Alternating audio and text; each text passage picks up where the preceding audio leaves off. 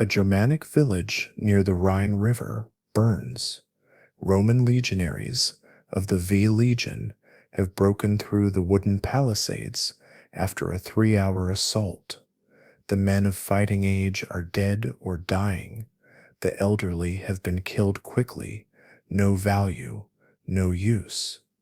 Now comes the selection. Centurion Marcus Valerius walks between rows of captured women and girls, about 80 survivors from a village that held 300 people before dawn. He's done this 17 times in the past 2 years. He knows exactly what he's looking for and how to categorize human beings for maximum profit. The sorting happens in 3 groups. Group 1, girls aged 12.5, healthy, attractive by Roman standards. These are valuable. They'll fetch 200 to 400 denarii each in Gaul's slave markets. Blonde hair and blue eyes command premium prices. Romans find Germanic features exotic. Group 2, women aged 25 party, strong, capable of heavy labor. These go to agricultural estates or are kept as camp slaves for the legion. Value 80-150 denarii. Group 3, women with obvious skills, weaving, cooking, healing knowledge. These might bring 300 denarii from the right buyers. One girl, maybe 14, tries to run. She makes it perhaps 20 paces before a legionary's gladius cuts her down. No one else moves. They've learned resistance means immediate death. Compliance means slavery, but slavery means survival, at least temporarily. The Romans have refined this process over 200 years of expansion. From Gaul to Germania to Britannia, every conquered territory faces the same systematic harvesting of women. It's not random violence. It's calculated economic exploitation, backed by military power and documented in ledgers that still survive in archives today. Marcus marks the captives with chalk, red for Group 1, the premium merchandise, white for Group 2, common labor, blue for Group 3, skilled workers who need verification. The marking system allows quick sorting when they reach the slave markets in Lugdunum. Efficiency matters when you're processing thousands of women annually. By sunset, the 80 captive women will be chained in columns, beginning a march to slave markets 200 miles away. Half will survive the journey. Those who do will be sold, most never seeing Germania again, most dying as property in lands whose languages they'll never fully learn. This is the machinery of Roman conquest that history books minimize. The systematic way Rome didn't just defeat enemies, but absorbed them through forced breeding, cultural erasure, and generational enslavement of their women. Before we descend into the organized brutality of Roman expansion, if you're interested in the dark truths behind imperial glory, hit that like button and subscribe. Comment below where you're watching from. It's incredible how we're connected across the world by our need to understand how civilizations systematically exploited conquered peoples through their women. The Rhine River marked the boundary between Roman civilization and Germanic barbarism. At least that's how Romans described it. But this boundary was never stable. For 200 years, from Julius Caesar's first campaigns in 58 BC to the empire's collapse, the Rhine was a zone of constant warfare, raiding, and systematic capture of Germanic populations. The Roman military strategy along the Rhine wasn't just defensive, it was extractive. Legions stationed in massive fortress cities like Colonia Agrippina, modern Cologne, and Mogontiacum. Mans conducted regular raids across the river into Germanic territories. These weren't always full-scale military campaigns. Many were essentially harvesting expeditions designed to capture women, children, and anything else of value. A typical raid operated with brutal efficiency. A cohort of 480 legionaries would cross the Rhine at night, March 10th, 20 miles into Germanic territory, strike a village at dawn when men were out hunting or farming, kill or scatter resistance, round up captives, and return to Roman territory within 48 hours. The entire operation was planned and executed like any other military maneuver. The V Legion's records from 23 Military AD, preserved in fragmentary form, document 73 such raids over 24 years, an average of 3 per year. Total documented captives, 4,200 people, approximately 70% female. These numbers represent one legion on one section of frontier. At least 4 legions operated along the Rhine during this period, suggesting total captures in the tens of thousands across just these 2 decades. A Germanic woman named Gunda experienced this system firsthand. She was 16 when Romans raided her village in 31 AD. She remembers the moment clearly even years later. The sound of Roman horns at dawn, her father shouting for everyone to run, the systematic way legionaries blocked escape routes and herded villagers into the central square like livestock. The selection happened quickly. Men over 15 killed immediately. Children under 8 released with the elderly, too difficult to transport, not valuable enough. Everyone else evaluated and categorized. Gunda was tall, blonde, healthy, red chalk, group 1, high value. Her mother, 42 and showing signs of hard living, received white chalk and was released. Germanic women over 40 rarely fetched prices worth transport costs. Gunda's sister Hilda, 14, received red chalk and stood beside her. Their younger brother, 7, clung to their mother as Romans pushed the selected women toward the river. That was the last time Gunda saw her family. She doesn't know if they survived the winter after losing the village's stores and most of its population. The march to Roman territory took 3 days. The women were chained in columns of 20, linked by iron collars around their necks. Those who couldn't keep pace were beaten until they could or died trying. 2 women in Gunda's column collapsed and were left beside the trail. No one had time or inclination to provide burial. They were property that had broken waste to be abandoned. Once across the Rhine, the women entered Roman custody officially. Legion scribes documented each captive, estimated age, physical condition, notable skills, place of capture. Gunda became Germanic female, age approximately 16, tall, blonde, healthy, from village 15 miles north of Mogontiacum, captured the 12th of March 31 AD. Her identity reduced to administrative data in a ledger that recorded human beings alongside grain shipments and equipment requisitions. The frontier system meant constant influx of Germanic captives.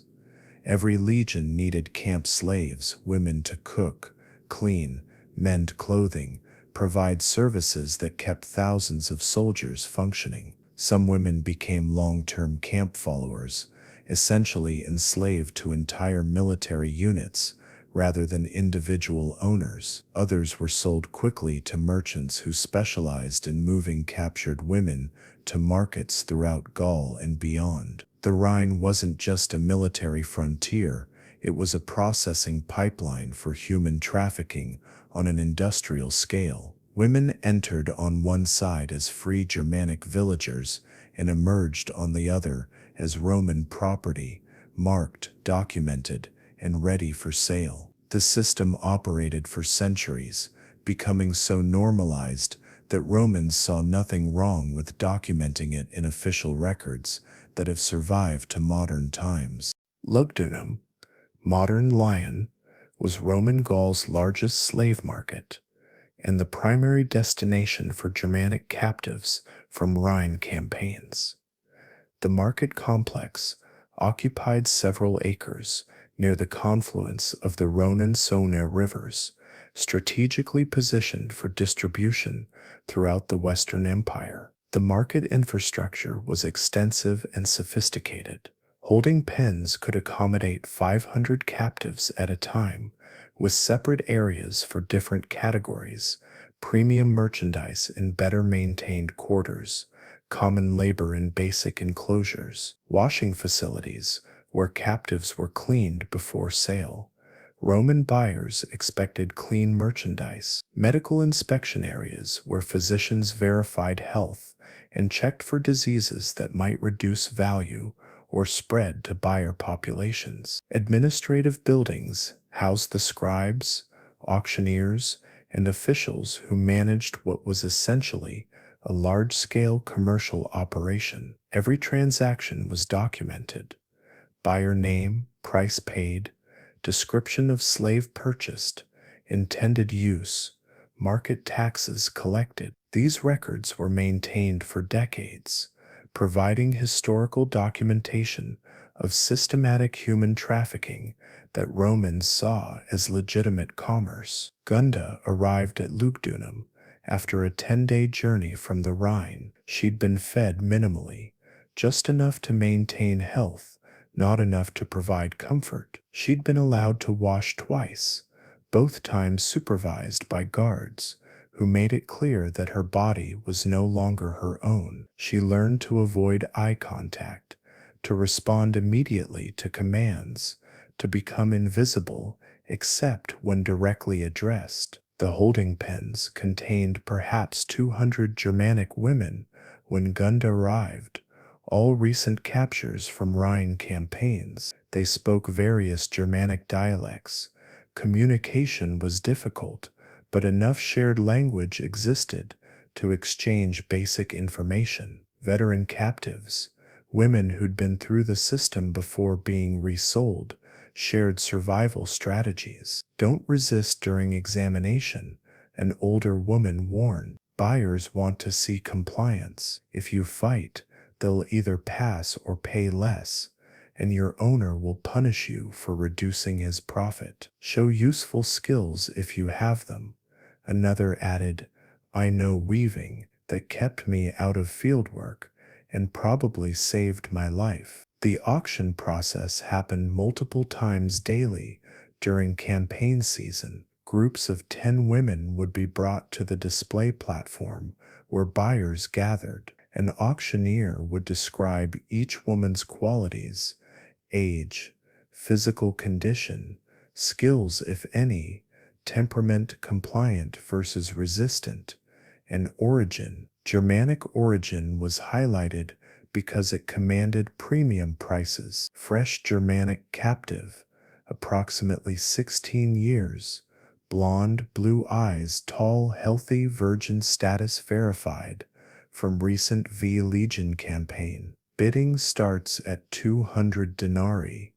Gunda stood on the platform trying to disappear into herself while strange men evaluated her like livestock. Buyers examined teeth to estimate age and health, felt muscles to assess work capacity, asked questions through translators about skills and background. The examination was thorough and humiliating in ways designed to break any remaining sense of human dignity. The bidding revealed the market's economic logic. A wealthy merchant from Vienna, modern Vienne, bid 280 denarii. He was acquiring household slaves for a new villa and wanted exotic Germanic servants as status symbols. An agricultural estate owner from Narbo, Narbonne, bid 240 denarii He needed field workers, and Germanic women had reputations as strong laborers. A brothel owner bid 320 denarii. Germanic virgins commanded premium prices from clients seeking exotic experiences. The brothel owner won. Gunda was sold for 320 denarii, approximately 1.5 years' salary for a Roman legionary. Of that price, the market took 32 denarii in fees and taxes. The legion officer who'd conducted her capture received a portion as part of the booty distribution system that incentivized raids. The merchant who'd transported her from Rhine to Lugdunum took his cut. By the time all parties were paid, the complex economics of systematic slavery became visible. Gunda was one of perhaps 50 women sold that day in Lugdunum. Similar markets operated in Colonia Agrippina, Trier, Devadarum, Metz, and dozens of other Gallic cities. The total volume was enormous.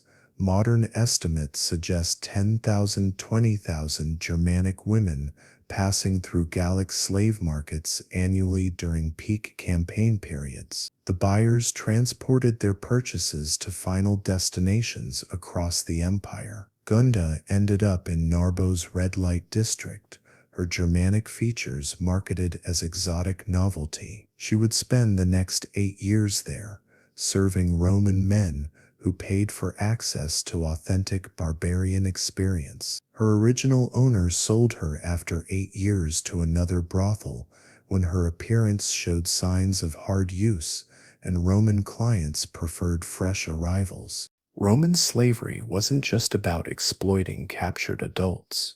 It was designed to be self-perpetuating. Children born to slave women were automatically slaves, inheriting status from their mothers, regardless of father's status. This legal principle, ancient in origin, turned women's bodies into factories for producing more Roman property. The breeding principle was explicit in Roman law. The legal maxim partus sequitur ventrum, offspring follows the womb, meant that slave women's children belonged to their mother's owners. If a slave woman bore a child to a free man, even her own owner, the child was still a slave. This created economic incentives for owners to encourage or force reproduction among enslaved women. For Germanic women, this meant systematic breeding across generations. A woman captured at 16 might bear 6 or 7 children over her reproductive years. All would be born into slavery. Those children would be raised as slaves, never knowing freedom, likely never learning Germanic languages or culture. By the second generation, connections to Germanic identity were largely erased. A woman named Brunhilde, captured in 35 AD, at age 18, bore 8 children over 22 years to 3 different fathers, her owner his son, and eventually a slave overseer on the estate where she worked. All 8 children became property of her owner's family.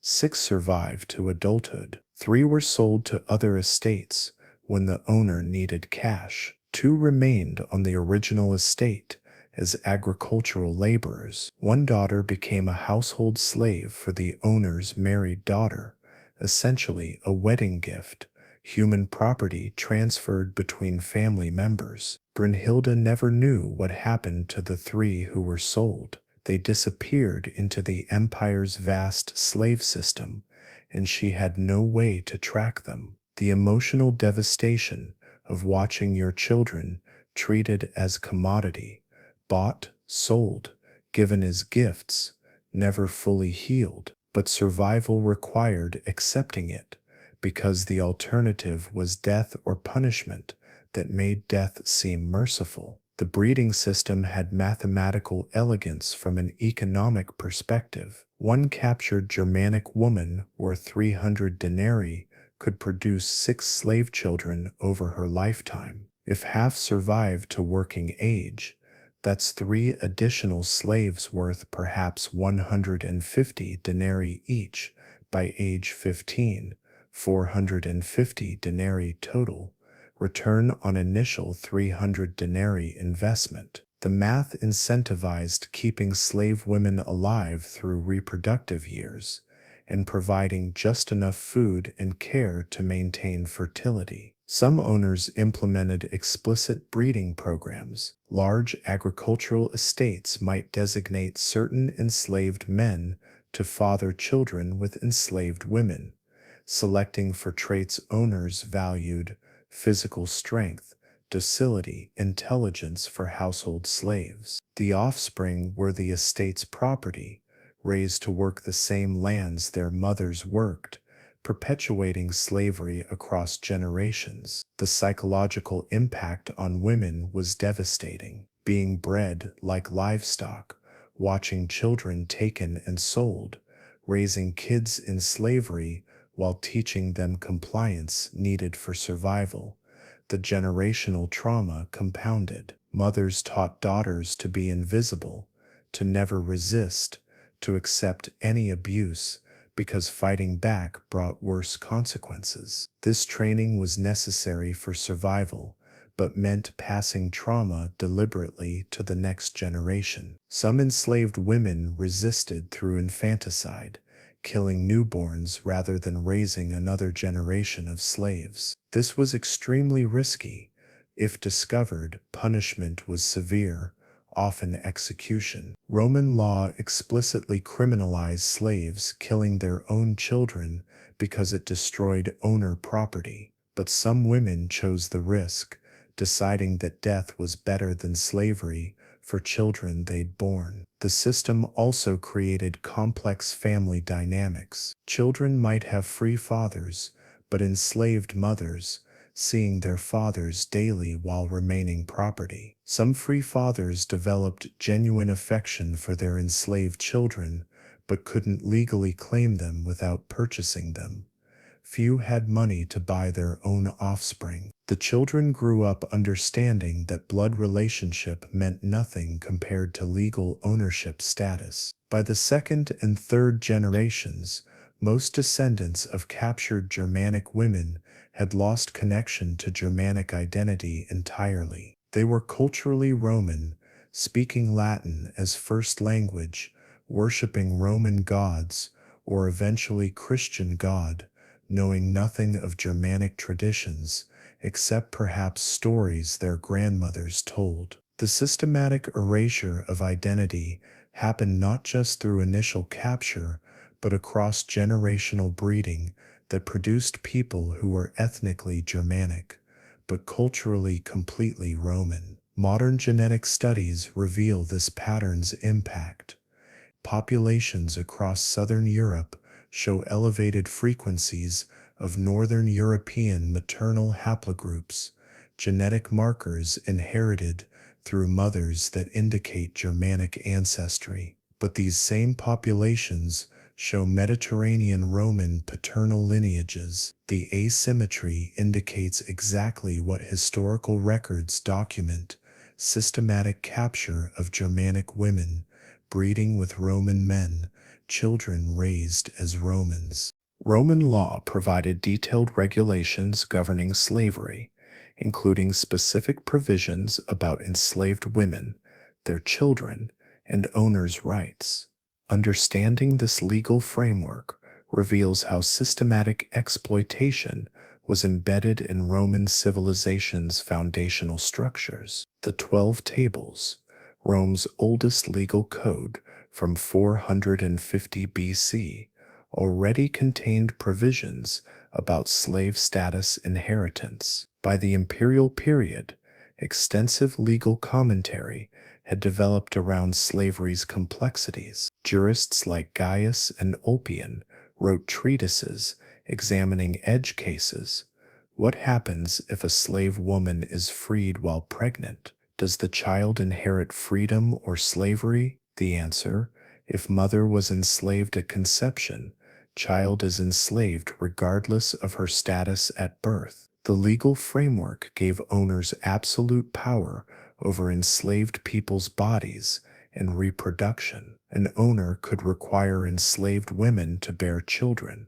This wasn't considered rape under Roman law because slaves couldn't legally refuse owner demands. An owner could sell enslaved children away from mothers immediately after birth. An owner could breed enslaved women to specific men for eugenic purposes. All of this was legal, regulated, and documented in contracts that have survived in papyrus archives. Property law treated slaves as res things rather than personae persons. This classification meant enslaved people existed in legal limbo. They could be owned, bought, sold, and inherited like furniture, but they could also be held criminally responsible for actions, creating contradictions that legal scholars spent centuries trying to resolve. The contradictions mattered less than the practical reality. Enslaved people had no legal recourse against owner abuse unless that abuse literally destroyed property value for other owners. One surviving legal case from 2nd century AD illustrates the system's cruelty with bureaucratic precision. An enslaved Germanic woman had been bred to produce children for her owner's agricultural estate. She bore 6 children over 12 years. The owner then sold her, but attempted to keep the children, claiming they were produced using his property, the mother's body, and therefore belonged to him even after selling the mother. The buyer argued that the purchase included the mother's future reproductive capacity, and since children were born after purchase, they belonged to him. The legal dispute went through multiple levels of judgment before finally being resolved. Children born after the sale date belonged to the buyer, but children born before sale remained the original owner's property, even though this meant separating mother from some children while keeping others. The case reveals Roman legal thinking about enslaved women's bodies and reproduction. Women were simultaneously property that could be bought, sold, and reproductive resources, whose offspring were separate property that could be retained even when selling the mother. The legal system enforced this with detailed contracts specifying exactly what was being transferred in each slave transaction. Legal codes also regulated the treatment of enslaved women's sexuality in ways that protected owner interests while providing no protection to the women themselves. An owner raping his own slave wasn't illegal. She was his property to use as he wished, but a man raping another person's slave was illegal, not because it harmed the woman, but because it damaged another owner's property. The punishment was financial compensation to the owner for property damage, not justice for the victim. The legal status of children born from free men and enslaved women was extensively documented. These children, called verni, were valuable because they were born into the household and could be raised from infancy specifically for needed tasks. Verni often received slightly better treatment than purchased slaves because owners had investment in raising them, but they were still absolutely enslaved, with no rights, no legal recourse, no chance of freedom unless owners chose to grant it. Manumission, the freeing of slaves, was legally possible, but hedged with restrictions that limited its effectiveness. An owner could free slaves in their will, but there were caps on how many could be freed, proportional to estate size, to prevent mass manumissions that might destabilize slave labor systems. Freed slaves became liberty, freedmen, but remained legally obligated to former owners and didn't achieve full citizenship rights. Their children born after manumission were free, but this rarely benefited women captured from Germania. Few lived long enough or gained enough owner favor to be freed. The legal framework reveals that Roman slavery wasn't accidental or disorganized. It was systematic, carefully regulated, backed by centuries of legal development that refined exploitation into complex contractual relationships. The laws governing enslaved women's reproduction were particularly detailed because breeding was such a critical economic function. Every aspect was documented, regulated, enforceable in courts. Slavery was Roman law's foundation, not an aberration. Roman household economy depended fundamentally on enslaved labor, and Germanic women were disproportionately concentrated in household rather than agricultural slavery. Their exotic appearance made them desirable status symbols for wealthy families who wanted to demonstrate cosmopolitan sophistication. A typical wealthy Roman household in the 1nd century AD might contain 20 to 50 enslaved people performing various functions: cooking, cleaning, childcare, textile production, maintenance, entertainment. Germanic women were particularly prized for household work because they were perceived as stronger than Mediterranean women, more docile than other barbarian groups, and their blonde hair and light features were fashionable novelties. The division of household labor was strictly hierarchical. The top were educated Greek slaves who served as tutors, physicians, and administrative assistants. Below them came skilled workers, weavers, cooks, hairdressers. Germanic women usually occupied middle to lower tiers, depending on demonstrated abilities. The newest arrivals started in lowest positions, cleaning, hauling water, assisting skilled slaves, until they learned enough Latin and Roman customs to be useful in more complex roles. A wealthy senator's household in Rome employed approximately 40 enslaved people. 4 were Germanic women acquired over a 10-year period, all captured during different Rhine campaigns. The household steward, himself a Greek slave, described their roles in account books that have survived. Gisela Germanic acquired 67 AD for 280 denarii, works in weaving room, produces quality wool cloth, docile and hard-working. That Berga Germanic acquired 71 AD for 310 denarii, serves in kitchen under cook Julia, learning Roman recipes, shows aptitude.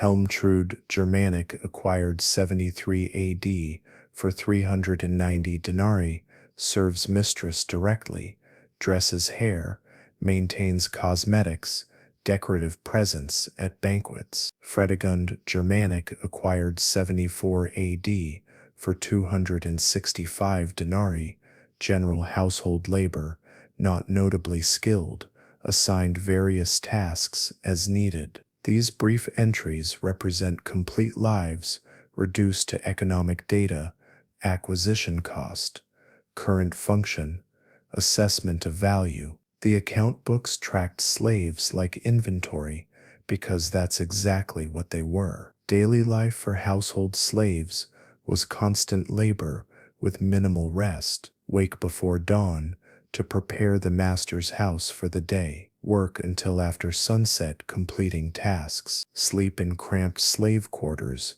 often a single large room where a dozen people shared space with no privacy. Then repeat the cycle day after day, year after year, until death or sale ended the routine. The sexual economy within households was complex and entirely controlled by owners. A master could use any enslaved woman sexually. This was his legal right as property owner. Sons in the household learned about sex through access to enslaved women, seeing them as objects for practice before marriage. To free women, visitors might be offered access to attractive slaves as hospitality gestures.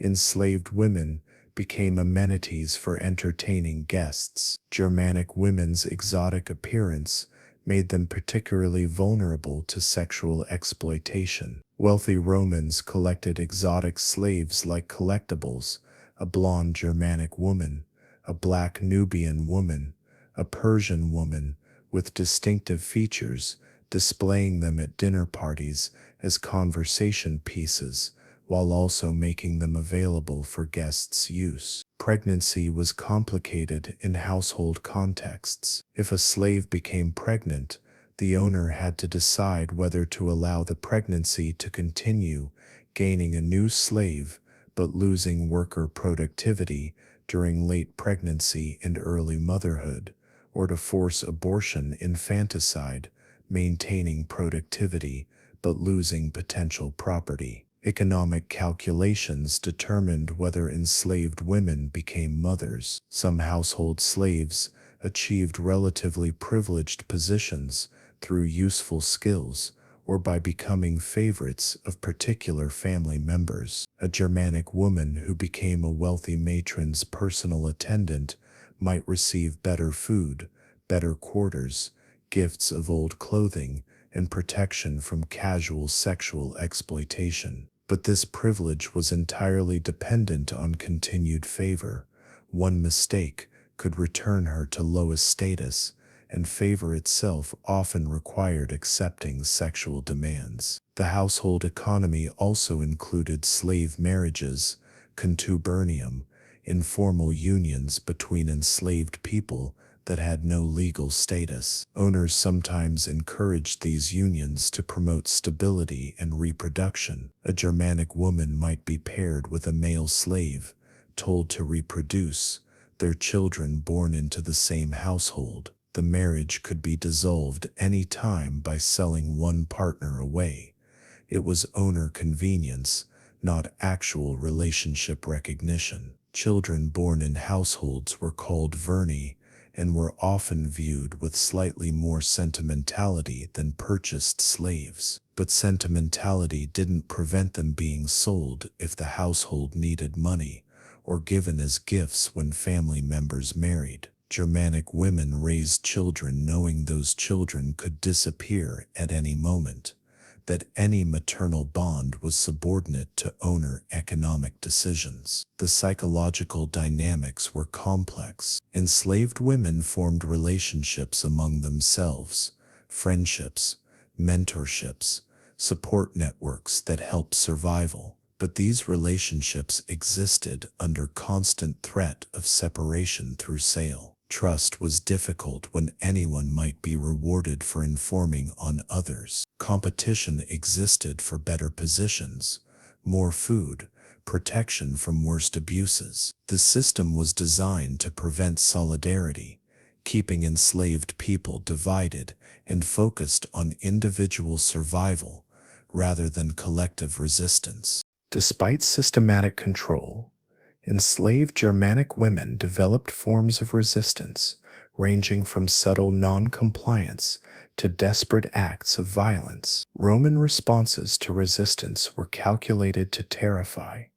Punishment was exemplary, designed not just to hurt individuals, but to intimidate all enslaved people who witnessed it. Subtle resistance was most common because it was hardest to prove and punish. Working slowly, accidentally, breaking valuable items, feigning inability to understand Latin instructions, small acts of sabotage that could be explained as incompetence. These everyday resistances didn't threaten the system, but provided psychological relief, tiny assertions of will in circumstances where will was supposed to be completely erased. More overt resistance faced brutal consequences. A Germanic woman named Arnegund, enslaved in a household in Gaul, poisoned her owner's food after years of sexual abuse. She mixed toxic mushrooms into a stew, killed the owner and his adult son. She made no attempt to hide her actions. She confessed immediately when confronted, saying only "I am satisfied." Her punishment was designed to terrify every enslaved person in the region. She was crucified in the town's marketplace, the execution deliberately slow, taking 3 days. The cross remained standing for a month, with her body left to rot. As a warning, the message was clear: resist and die in the most public, humiliating way possible, with your body displayed as a deterrent. Escape attempts were rare because they were nearly impossible. An enslaved Germanic woman in Roman Gaul or Italy was hundreds of miles from Germania, didn't speak local languages fluently, had no resources, and faced instant recapture or death if discovered. Roman law required ordinary citizens to capture and return escaped slaves. Harboring runaways was illegal. The entire society was structured to prevent successful escapes, but some tried anyway. A woman named Sigrun escaped from an estate in southern Gaul in 89 AD. She somehow made it nearly 200 miles north before being captured by locals who returned her for the reward Roman law mandated. Her punishment was hamstringing, cutting the tendons in her heels so she could never run again. She could still work, which preserved her economic value, but she would never escape, which served as warning to others. Collective resistance was even rarer, but did occur. In 94 AD, a group of Germanic women enslaved on an agricultural estate in northern Italy coordinated a work stoppage, refusing to enter the fields. The rebellion lasted 2 days before the owner broke it through starvation. No food until work resumed. The ringleaders, 3 women who'd organized the resistance, were beaten to death in front of the others, their bodies left in the field as fertilizer and warning. Sexual resistance faced particularly harsh responses. Roman law gave owners absolute rights over enslaved women's bodies. A woman who resisted owners' sexual demands was breaking property rules. She was defective merchandise, refusing proper use. Punishment could be anything from beating to sale, to work camps to execution, depending on owner temperament and how the resistance was interpreted. Some women chose suicide over continued enslavement, hanging, drowning in wells, consuming toxic plants. Various methods appear in historical records. Roman law penalized suicide by enslaved people because it destroyed owner property, but dead people can't be punished, making suicide one of the few forms of ultimate resistance. Some women killed themselves and their children, choosing death over raising another generation in slavery. The Roman response to resistance reveals the system's psychology. Individual acts of resistance were punished exemplary, not just to hurt the resistor, but to terrify everyone else into compliance. The punishment was theater, performed publicly, so all enslaved people in an area witnessed what happened to those who fought back. This psychological warfare was often more effective than physical restraints at maintaining control. But punishment couldn't be so severe that it destroyed enslaved people's ability to work. They were valuable property. The challenge for owners was calibrating punishment to intimidate without damaging. A dead slave is worthless. A permanently disabled slave is less valuable, but a slave who's been punished just enough to learn compliance while remaining productive is ideal. Roman slavery developed sophisticated gradations of punishment designed to optimize this balance. The punishments also served as entertainment. Public executions of enslaved people who'd murdered owners or attempted major resistance became spectacles where free Romans gathered to watch. The suffering of crucified or burned enslaved people was leisure activity, reinforcing social hierarchies by making punishment into performance, where free Romans' status was confirmed through watching enslaved people die. The constant supply of Germanic captives required continuous military campaigns. Roman emperors, from Augustus through the 4th century, conducted repeated invasions and raids into Germania, each generating fresh supplies of enslaved people. Understanding these military operations reveals the systematic nature of harvesting human resources. Augustus's campaigns, 12 BC 9 AD, established the pattern. Multiple legions crossed the Rhine and Danube, conquered territories, established temporary control, then withdrew after extracting maximum portable wealth, including people. The campaigns weren't ultimately successful at permanent conquest, but they were extremely effective at capturing and enslaving Germanic populations. The disastrous defeat at Teutoburg Forest in 9 AD, where Germanic tribes annihilated 3 Roman legions, temporarily halted expansion attempts but didn't stop raiding. Throughout the 1st and 2nd centuries AD, Roman forces conducted regular punitive expeditions, retaliatory raids, and preventive strikes into Germanic territories. Each operation captured women and children for enslavement. Germanicus's campaigns, 1416 AD, were explicitly retaliatory, seeking to punish Germanic tribes for Teutoburg. His forces crossed the Rhine multiple times, devastating villages, killing fighting-age men, capturing women and children. Roman historians celebrated these campaigns as victories, quantifying success partly through numbers of captives taken, tens of thousands over 3 years of operations. A typical military operation worked like this. A legion or vexillation would cross the frontier, March 20th, 50 miles into Germanic territory, following intelligence about village locations, attack at dawn when resistance was minimal, spend several hours collecting everything valuable, including people, then return to Roman territory within a few days. Speed was essential.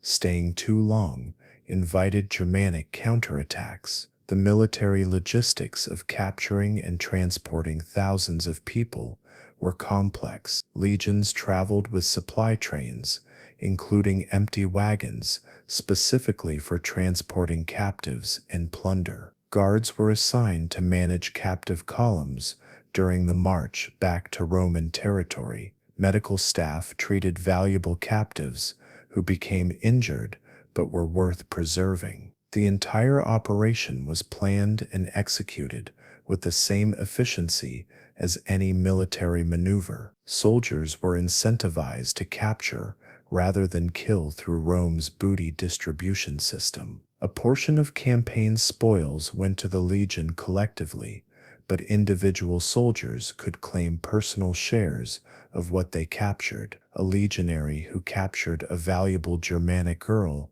might receive 50 denarii, months of pay, when she was sold. This created direct financial motivation for capturing women and children rather than simply killing everyone. The military also used enslaved Germanic women for their own needs. Legion camps required extensive support labor, cooking for thousands, cleaning, maintenance, laundry, medical care. Captured women were often pressed into camp service rather than being immediately sold. They became essentially enslaved to entire military units, their labor supporting legions that would conduct next season's raids to capture more women. Camp followers, civilians who traveled with Roman armies, also included enslaved women. Some were purchased from markets, others were captured in previous campaigns. They provided services ranging from cooking to nursing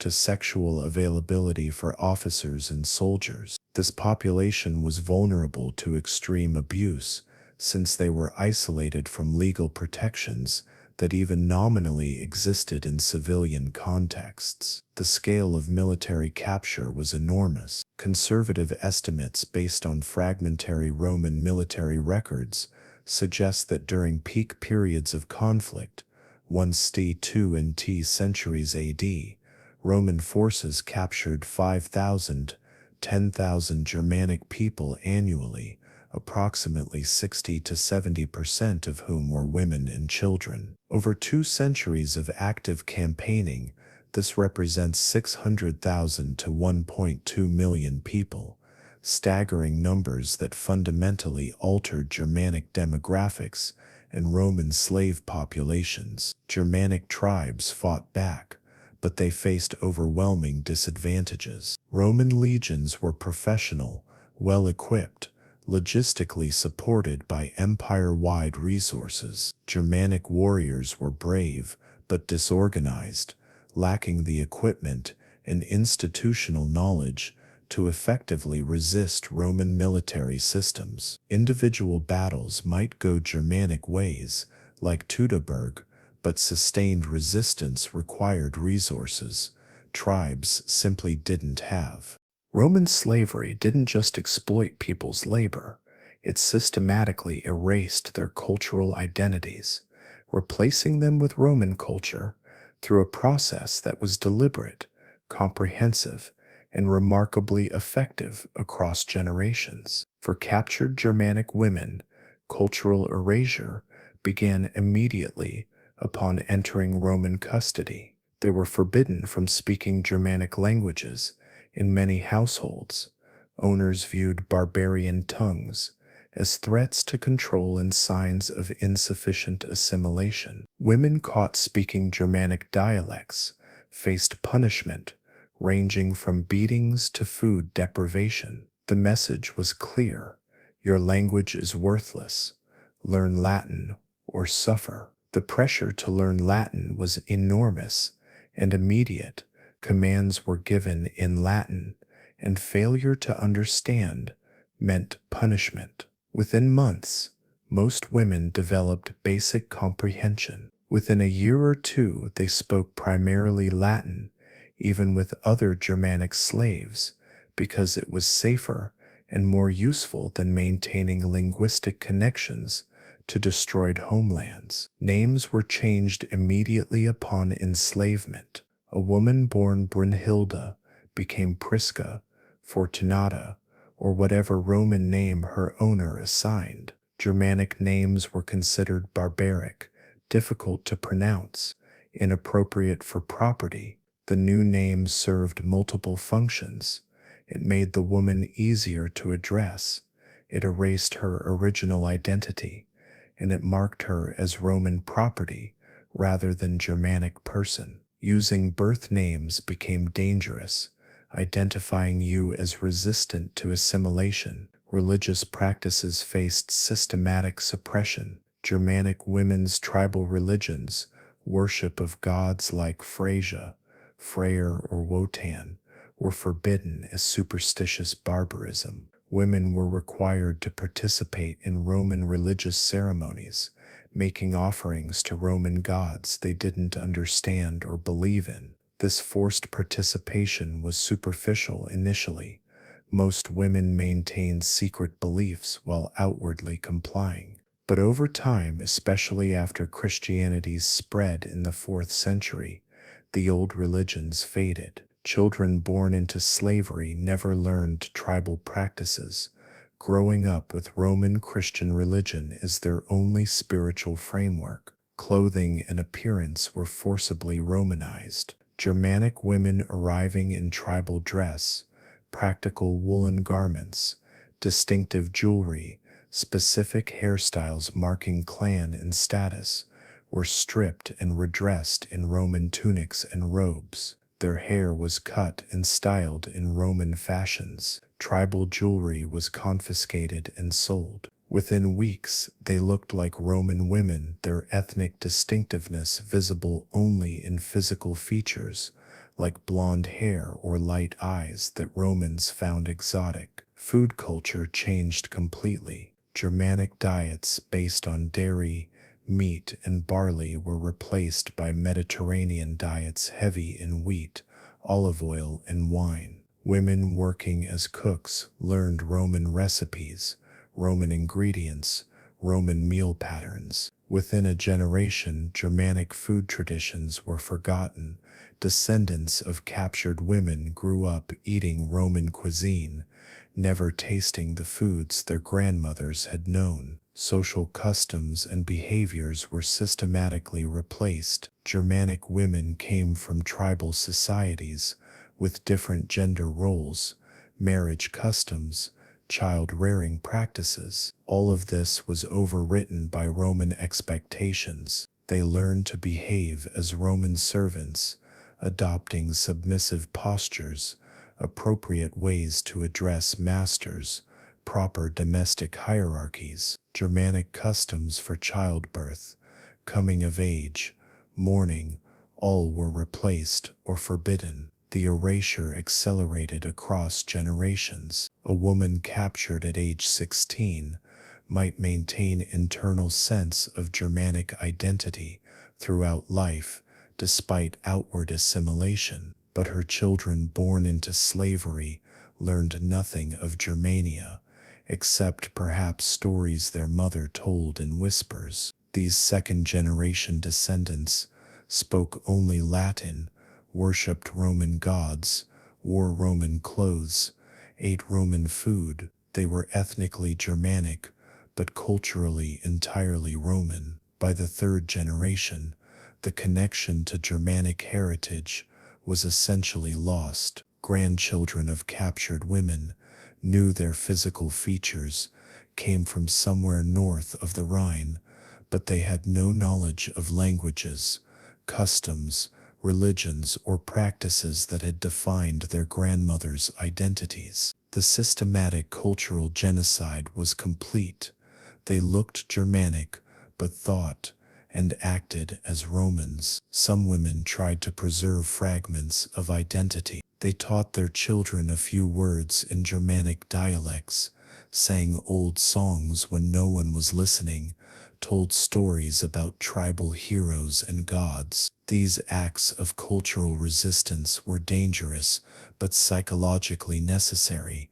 They represented refusal to be completely erased. But fragments preserved in whispers couldn't sustain culture across generations. The overwhelming pressure of Roman assimilation eventually won. Roman writers occasionally noted this erasure approvingly. Pliny the Younger wrote about enslaved Germanic women in his household who'd shed their barbarous ways and embraced civilized Roman customs. Tacitus mentioned how quickly Germanic captives forgot their origins and became useful members of Roman households. The Romans saw cultural erasure as civilizing mission, bringing barbarians to enlightenment through forced assimilation. The erasure served practical purposes beyond ideology. Enslaved people who retained strong connections to original cultures were more likely to resist, attempt escape, or maintain loyalties to something other than their owners. Breaking cultural identity made enslaved people more compliant, more dependent on Roman systems, more willing to accept their status because they had nowhere else to belong. Modern DNA evidence reveals the scale of this demographic absorption. Populations across southern Europe show significant frequencies of Northern European maternal genetic markers, evidence of Germanic women integrated into Roman populations. But these same populations show minimal retention of Germanic cultural markers. The genetics persisted while the culture was almost completely destroyed, exactly what systematic erasure was designed to accomplish. Germanic women captured on the Rhine frontier didn't stay in Gaul. They were distributed throughout the Roman Empire's vast territory, from Britannia to Egypt, from Hispania to Syria. This geographic dispersal was both economic strategy and demographic weapon. Spreading conquered people across empire prevented concentration that might enable resistance. The distribution followed trade routes and military logistics. Women captured in Germania moved first to Gallic markets like Lugdunum, Colonia Agrippina, or Trier. From there, merchants transported them to secondary markets across the empire. The most valuable women, young, beautiful, skilled, traveled the furthest to reach wealthy buyers in Rome, Athens, Alexandria, or other major cities. Common laborers stayed closer to capture zones, sold to estates in Gaul or northern Italy. A Germanic woman named Hilda was captured in 67 AD at age 15 near modern Cologne. Her journey illustrates the dispersal system. She was sold in Lugdunum to a merchant who specialized in moving enslaved people to eastern markets. She traveled by river to Massilia, Marseille, then by ship to Ostia, Rome's port. After a brief stay in Rome's slave market, she was purchased by a merchant heading to Alexandria. Her journey from Germania to Egypt took 4 months and covered approximately 2,500 miles. In Alexandria, Hild became part of a large household, serving a wealthy Greek merchant family. She was one of perhaps 30 enslaved people in the household, making her a small part of a diverse population: Egyptians, Greeks, Syrians, Nubians, and several other Germanic women captured in different campaigns. The household was a microcosm of empire, enslaved people from across conquered territories, serving a family that benefited from Rome's vast reach. The Mediterranean trade networks that moved grain, wine, and olive oil also moved people. Ships carrying commercial cargo often included human cargo, enslaved people being transported to distant markets. Bills of lading from Roman Egypt include entries like 20 amphoras wine, 50 sacks grain, 4 Germanic slave women, all cargo to Alexandria. People were inventory alongside commodities, transported with same logistics and documentation. The dispersal created linguistic challenges that reinforced isolation. A Germanic woman in Egypt couldn't communicate with enslaved Egyptians or Syrians.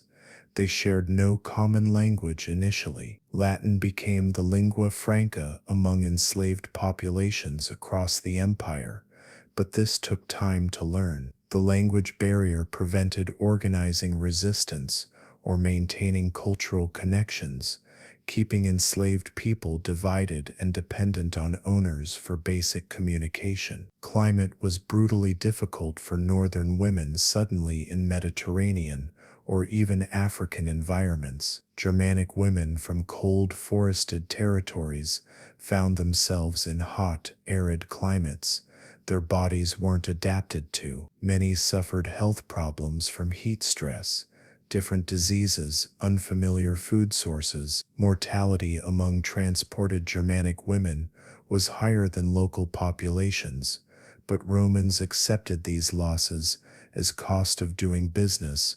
Enough survived that dispersal remained profitable. Some women ended up in extraordinarily distant locations. Roman military units stationed on empire's frontiers required support staff. Germanic women captured on Rhine might end up serving Roman garrison in Britannia, Dacia, or even as far as Mesopotamian frontier. They were moved wherever military logistics took them, ending up thousands of miles from capture zones with no possibility of return. The dispersal also created strange reunions and near misses. 2 sisters captured in the same raid might be sold to different buyers and end up in different provinces, never seeing each other again despite both surviving. Or occasionally, women from the same village would discover each other years later in some distant city, both having been captured in different raids and transported along different routes to converge unexpectedly in foreign territory. Roman census records occasionally note enslaved people's origins. A papyrus from 2nd century Egypt lists household slaves, including Germanic women, age approximately 25, from territories beyond Rhine, purchased Alexandria market. These brief notations in bureaucratic documents represent complete lives uprooted and transplanted across the ancient world. The economic logic of dispersal was sound from Roman perspective. Concentrating captured populations created security risks. Large groups of enslaved people from same culture might organize resistance. Dispersing them across empire prevented this. A single Germanic woman in Egyptian household or two in Syrian household were isolated and powerless. They had no community of fellow captives who shared language and culture, making resistance nearly impossible. The dispersal also maximized economic returns. Germanic women were exotic in eastern provinces, commanding premium prices from buyers who wanted unusual enslaved people as status symbols. By moving them across empire to markets where they were rare and novel, merchants maximized profits. A woman worth 250 denarii in Lugdunum might bring 400 denarii in Alexandria, simply because Germanic features were uncommon there. But dispersal had one unintended consequence. It spread Germanic genetics throughout the empire. Women dispersed across the Mediterranean bore children. Those children reproduced, and over centuries, Northern European genetic markers appeared in populations from Iberia to Anatolia. Modern DNA studies reveal traces of this ancient dispersal. Germanic maternal lineages appearing at low frequencies in southern populations, genetic evidence of women moved thousands of miles from homelands and absorbed into distant populations. The violence enslaved Germanic women experienced wasn't just systematic exploitation. It included daily physical and sexual abuse that was legal, normalized, and effectively unavoidable. Roman law gave owners absolute power over enslaved people's bodies, and abuse was the constant backdrop to enslaved life. Physical punishment was standard practice for even minor infractions. Breaking a clay pot, serving food too slowly, failing to understand a command quickly enough, all could result in beating. Owners used whips, rods, fists, whatever was convenient. The violence wasn't always rage-driven. Often it was calculated, punishment calibrated to hurt enough to enforce obedience without causing injuries that would reduce the enslaved person's work capacity or market value. A Germanic woman named Gundula, enslaved in a household in Rome, recorded her experiences in rare testimony preserved in legal documents from a property dispute. She described being beaten regularly by her owner's wife, who blamed Gundula for imperfections in household management. I was struck for dust on furniture I had cleaned that morning. I was struck for arranging roses incorrectly in a vase. I was struck because the mistress was displeased with her husband, and I was convenient target. Sexual violence was systematic and unavoidable. Roman men, owners, their sons, male guests, had legal access to enslaved women's bodies. Rape wasn't a crime when the victim was enslaved.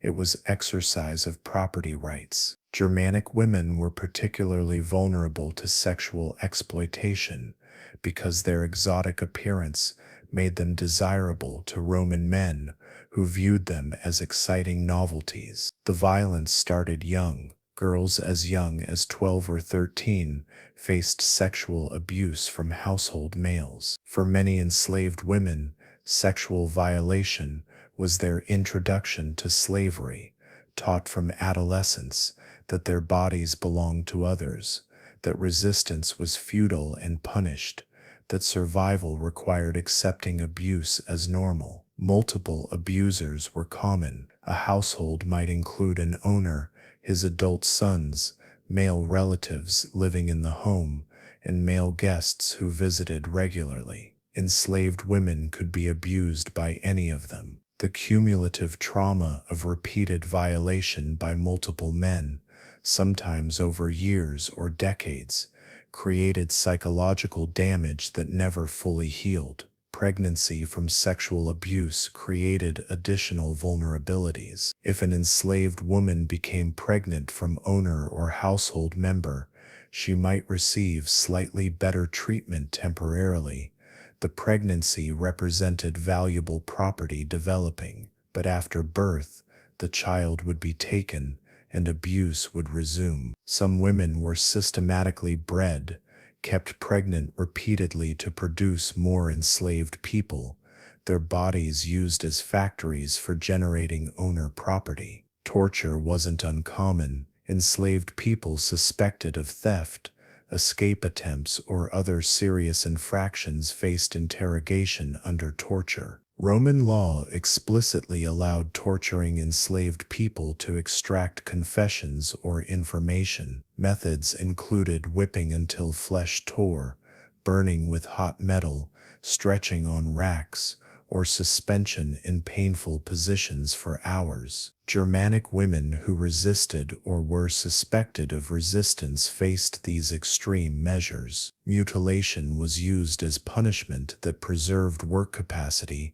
while serving as permanent warning. Cutting off ears, slitting nostrils, branding faces, these punishments marked enslaved people visibly and permanently, identifying them as troublesome while still allowing them to work. A woman caught attempting escape might have her feet hamstrung so she could never run again, but could still perform household tasks. Psychological abuse was constant. Enslaved women were systematically degraded, reminded daily that they were property without value beyond their labor and bodies. They were called animals compared to livestock, referred to with language that dehumanized them. Masters would discuss enslaved people's bodies, abilities, and worth while those enslaved people were present, treating them as objects incapable of understanding or feeling the humiliation. The violence created climate of terror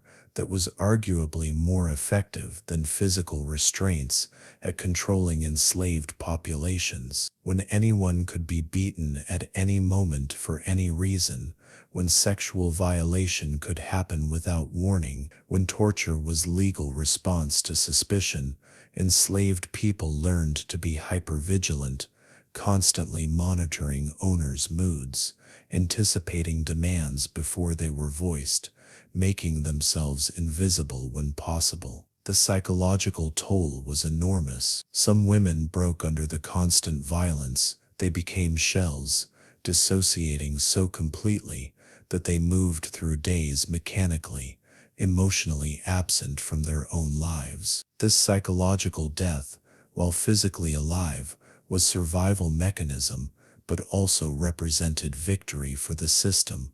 Enslaved people so broken, they no longer needed physical restraints because their spirits had been destroyed. Others developed remarkable resilience. They found ways to maintain internal sense of self despite external abuse. They formed bonds with other enslaved people, created small moments of joy, preserved hope that somehow, someday, circumstances might improve. This resilience wasn't weakness. It was extraordinary strength to survive horrors that should have destroyed them while maintaining enough humanity to care about others and dream of better futures. The violence wasn't hidden or shameful to Romans.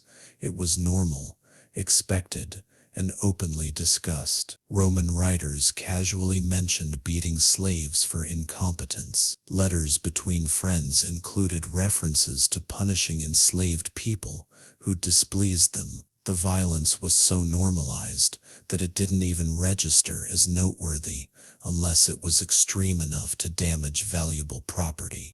The trauma of enslavement didn't end with the first generation. It cascaded through families, creating psychological damage that persisted across generations, even as cultural identity was systematically erased. Children born to enslaved Germanic mothers grew up in circumstances that normalized abuse and powerlessness. They watched their mothers beaten, sexually exploited, overworked until bodies failed. They learned from infancy that their mothers were property, that they themselves were property, that this was how the world worked for people like them. A woman named Sigwith, captured at 17 in 73 AD, bore 6 children over 15 years to 3 different fathers, her owner, the owner's son, and eventually a male slave chosen for breeding purposes. All 6 children grew up enslaved on the same agricultural estate in northern Italy. Sigwith tried to protect them from worst aspects of slavery, but ultimately had to teach them compliance for survival. I taught my children to obey immediately, without question, she recalled years later in testimony to Christian missionaries who recorded her story. I taught them never to look directly at free people. I taught them to accept any abuse without visible anger. I hated teaching them to be slaves, but rebellion meant death, and I wanted them alive even if enslaved. This intergenerational teaching of compliance was necessary for survival, but psychologically devastating. Mothers had to train children to accept dehumanization, to internalize their own powerlessness, to see themselves as property. The lessons were essential, but meant mothers actively participated in their children's psychological destruction. Separation anxiety was constant.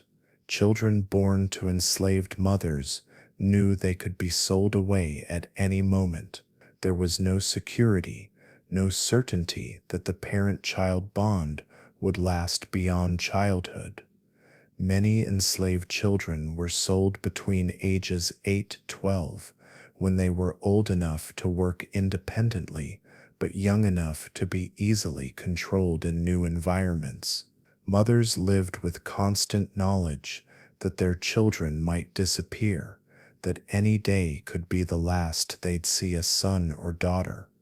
The psychological impact of watching children sold away destroyed some women completely. A mother might raise a child for 10 years, forming deep bonds despite circumstances, then watch that child dragged away by a buyer while she was powerless to intervene. The trauma was so profound that some women became emotionally detached from later children, unable to risk forming bonds that would inevitably be broken. Second-generation enslaved people faced unique psychological challenges. They'd never known freedom, but grew up hearing stories from mothers and grandmothers who remembered Germania.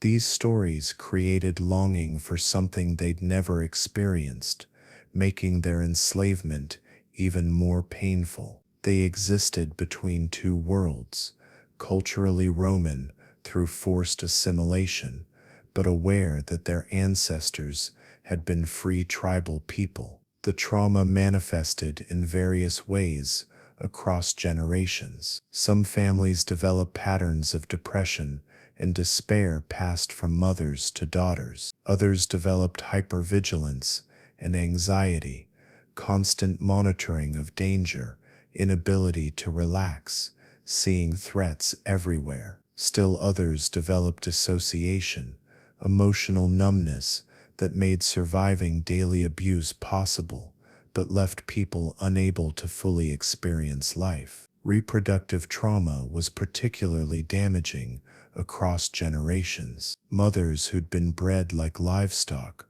watched their daughters face the same fate. They knew from experience what their daughters would endure, but were powerless to prevent it. This knowledge that you're raising daughters for the same sexual exploitation you survived created profound moral injury that accumulated across generations. Some families maintain secret resistance across generations through small acts of cultural preservation. A grandmother might teach her granddaughter a few words in Germanic dialects, sing old tribal songs, tell stories about gods and heroes from before conquest. These fragments of culture, passed down in whispers, were acts of resistance that said we were something before we were slaves, and we remember even if we can't be that thing again. But cultural preservation became more difficult with each generation. The grandmother, who'd been free until age 16, had complete knowledge of Germanic culture. Her daughter, born into slavery, learned fragments. The granddaughter, born into slavery, learned only whispers of whispers. By fourth generation, almost nothing remained, except perhaps awareness that ancestors came from north of the Rhine.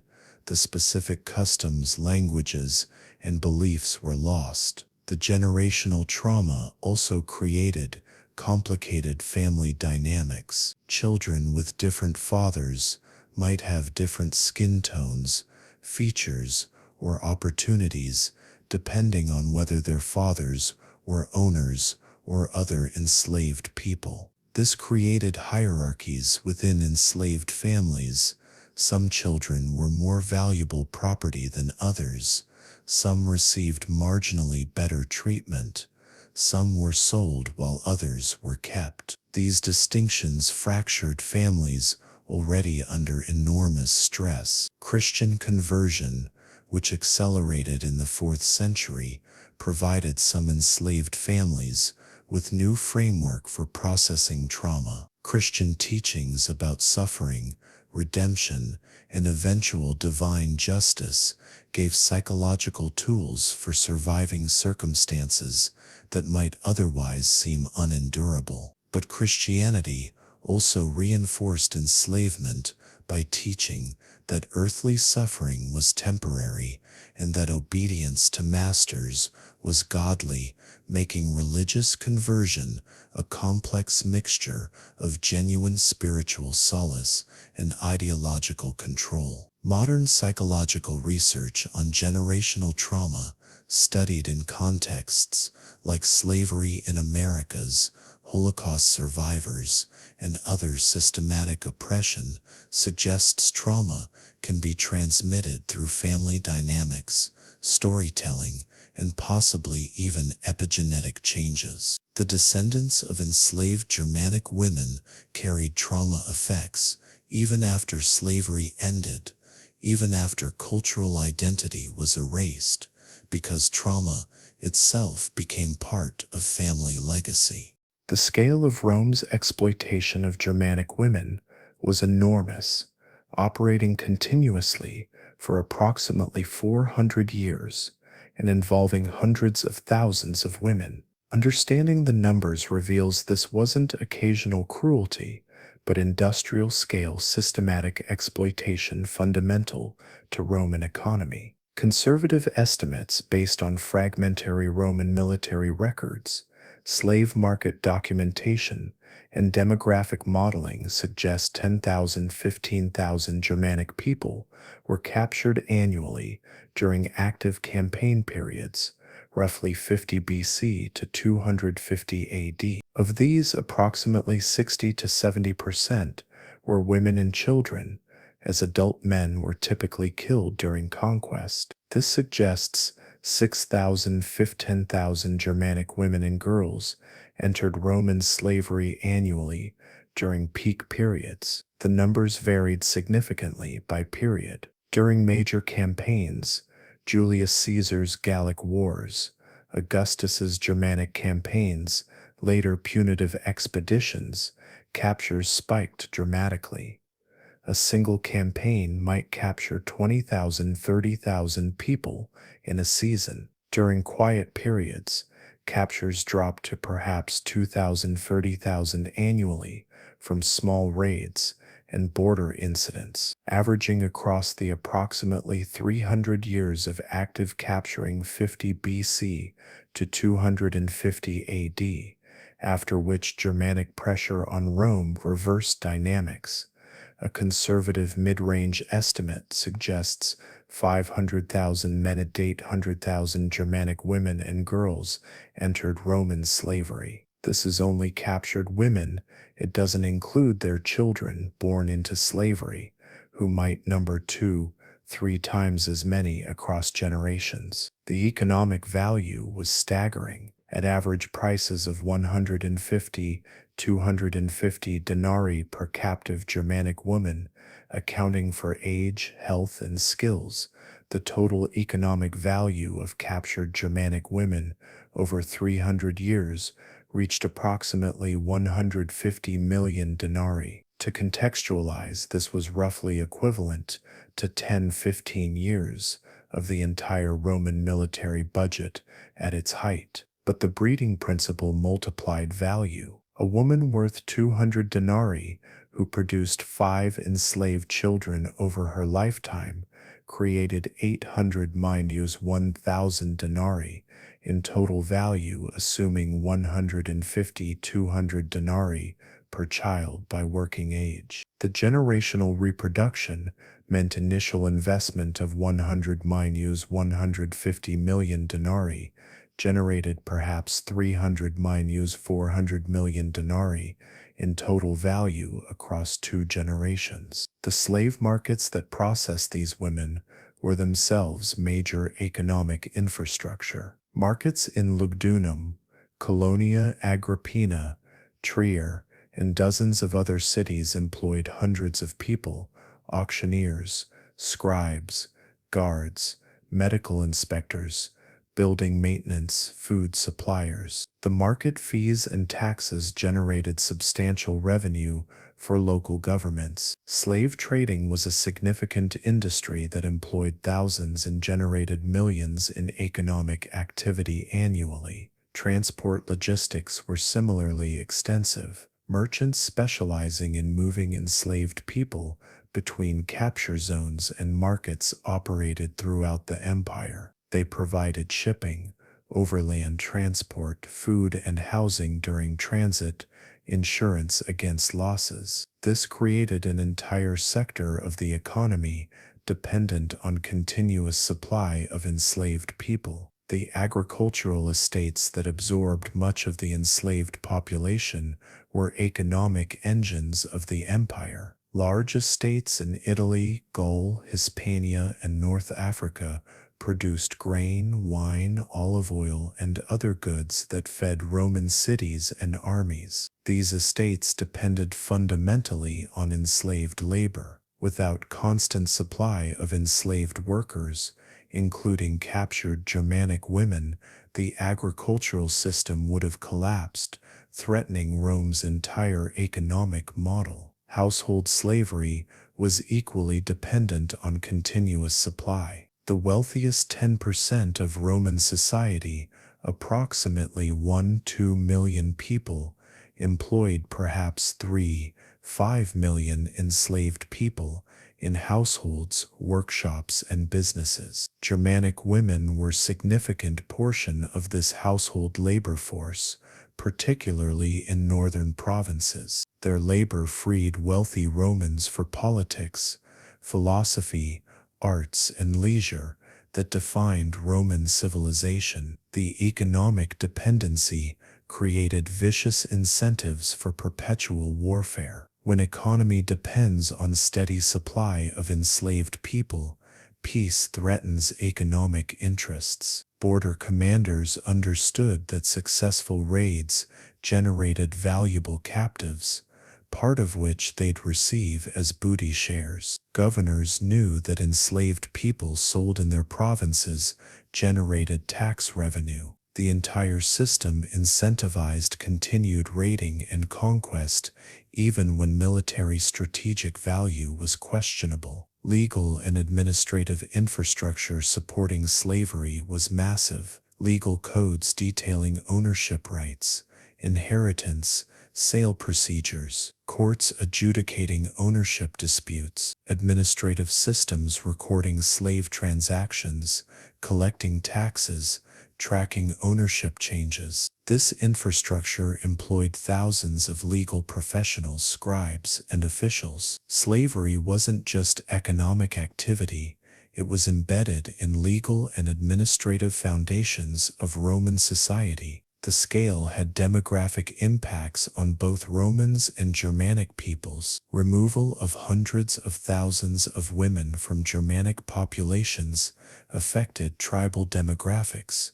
reducing population growth and potentially weakening tribal ability to resist Rome. Influx of Germanic genetic material into Roman populations showed up in shifting physical characteristics. Blonde hair and light eyes became more common in Roman populations over centuries, particularly in northern provinces. Modern DNA analysis has revealed the biological legacy of Rome's systematic exploitation of Germanic women, providing scientific confirmation of what historical records describe and quantifying the demographic impact across millennia. Mitochondrial DNA studies, which trace maternal lineages, because mitochondrial DNA passes from mothers to all children, show elevated frequencies of Northern European haplogroups in Southern European populations. Specifically, haplogroups like H1, H3, U5, and T2 that are common in Germanic Northern European populations appear at 15 to 25% frequency in Italian, Southern French, and Spanish populations, much higher than expected from natural migration patterns. The distribution pattern is revealing. Northern European maternal haplogroups are most common in regions that were longest under Roman control and had largest slave markets: northern Italy, southern France, coastal Spain. They're less common in regions with shorter Roman occupation or less developed slave trade. This geographic distribution matches exactly what you'd expect from systematic importation of northern women into Roman territories. Y chromosome studies, which trace paternal lineages, show the opposite pattern.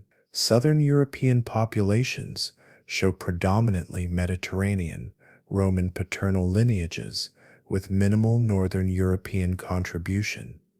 The asymmetry is striking. Significant Northern maternal genetics combined with minimal Northern paternal genetics. This pattern indicates gene flow occurred primarily through Northern women having children with Roman men, exactly what systematic enslavement and breeding would produce. The genetic asymmetry appears across multiple studies using different methodologies, all reaching similar conclusions. A 2019 study of ancient DNA from Roman period burial sites in Italy found that individuals from lower status burials, likely enslaved people, showed much higher frequencies of Northern European maternal haplogroups than individuals from high-status burials. This supports historical evidence that enslaved Germanic women were a significant part of Roman lower-class populations.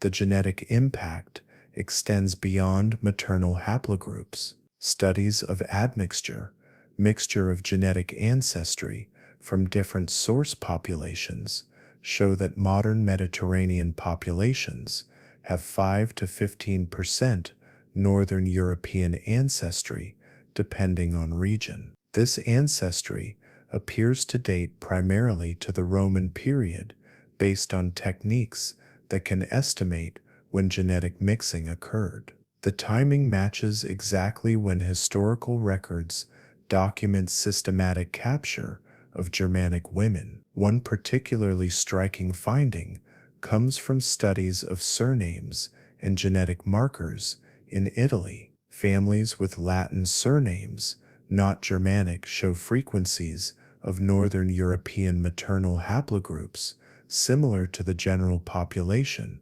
around 20 to 25%. This indicates that northern genetics entered Italian populations through enslaved women whose descendants took Roman names and became culturally Roman, exactly what systematic cultural erasure combined with biological mixing would produce. The genetic evidence also reveals information that historical records can't provide. DNA from teeth preserved in Roman-era burial sites can determine whether individuals buried in Italy were born there or migrated from elsewhere. Studies found that significant percentages of women buried in lower status cemeteries in northern Italy were born elsewhere. Chemical signatures in tooth enamel indicate childhood in northern Europe. These women were likely enslaved Germanic captives who died in Italy and were buried in common graves rather than the elaborate tombs reserved for wealthy Romans. Ancient DNA research has even identified specific individuals' origins. Genetic analysis of skeletal remains from a Roman villa in southern France revealed a woman buried around 150 AD who had Northern European ancestry on her maternal line, but DNA markers suggesting her children buried nearby had Mediterranean paternal ancestry. This single family represents the pattern documented historically: a northern woman, likely enslaved, bearing children to Roman men, those children raised as Romans. The genetic legacy extends to modern populations who carry DNA from enslaved women without knowing their history. Millions of people living in Mediterranean countries today have Northern European maternal ancestry that entered their family lines 1,500, 2,000 years ago through enslaved Germanic women. The biological evidence of systematic exploitation persists in living populations, visible in DNA tests that reveal ancestry's people's family stories never mentioned. The research has also estimated the scale necessary to produce the observed genetic patterns to generate the 15 to 25% frequency of northern maternal haplogroups in southern populations requires significant ongoing gene flow over centuries. Genetic models suggest that 200,000 mix 500,000 northern women having children in southern populations across 300 mix 400 years could produce the observed patterns. These numbers align remarkably well with historical estimates based on documentary records, providing independent confirmation that hundreds of thousands of Germanic women were captured, enslaved, and absorbed into Roman populations. Some genetic research has focused specifically on trying to identify descendants of enslaved populations. While individual family lines are usually impossible to trace back 2,000 years, statistical techniques can identify population-level patterns. These studies suggest that lower socioeconomic status populations in some regions show higher frequencies of northern maternal ancestry than wealthier populations, potentially indicating that descendants of enslaved women remained in lower social strata across generations even after slavery officially ended. The systematic exploitation of Germanic women by Rome, operated for approximately 400 years, involved hundreds of thousands of women, fundamentally shaped demographics across Europe, and left genetic evidence visible in modern populations. Yet this history is largely forgotten, minimized in historical narratives that celebrate Roman civilization while ignoring the systematic violence that built it. The Roman sources that document this exploitation, military reports, slave market records, legal codes regulating slavery, still exist in archives, but they're rarely integrated into popular narratives about Rome. Museums display Roman artifacts and architectural achievements without prominently discussing the systematic enslavement that made those achievements possible. School textbooks teach about legions and aqueducts while minimizing the raids that captured tens of thousands of women annually. This historical amnesia serves multiple purposes. It allows modern European societies to celebrate Roman heritage without confronting uncomfortable truths about systematic exploitation. It perpetuates romanticized vision of classical civilization that ignores the violence and human cost underlying that civilization. It treats enslaved people as marginal to Roman success rather than fundamental to it. The women themselves, the hundreds of thousands captured from Germania, left almost no direct testimony. They couldn't write their own histories. Roman writers recorded their existence only as property statistics in ledgers or brief mentions in military reports. Their voices were silenced in their own time and remain silent in historical memory, but they existed. Each number in a market ledger, Germanic female age 16, purchased for 280 denarii, represented a person with name, family, hopes, dreams that were destroyed when she entered Roman slavery. Each genetic marker in modern DNA, northern maternal haplogroups in Mediterranean populations, represents a woman whose body became a tool of demographic conquest, whose children were raised as Romans while she was forbidden from teaching them her language or culture. Some fragments survive. Christian writers in the 4th–5th centuries occasionally recorded testimonies from enslaved women they were converting. These rare first-person accounts provide glimpses into experiences that official histories ignored. A woman named Lonzo, elderly by the time she spoke to a Christian missionary around 380 AD, had been enslaved at age 14 in Germania and spent 50 years enslaved in Gaul. She described watching her children sold away, maintaining secret memories of her mother's voice, singing Germanic songs, praying to gods she no longer dared name, surviving by becoming invisible while maintaining some spark of who she'd been before capture. These testimonies are extraordinarily rare. Perhaps a dozen survive from 400 years of systematic enslavement involving hundreds of thousands of women. The silence in the historical record is itself evidence of deliberate erasure. Enslaved people's experiences weren't considered worth recording by Romans, who documented everything else meticulously. The absence of enslaved women's voices from Roman literature isn't accidental.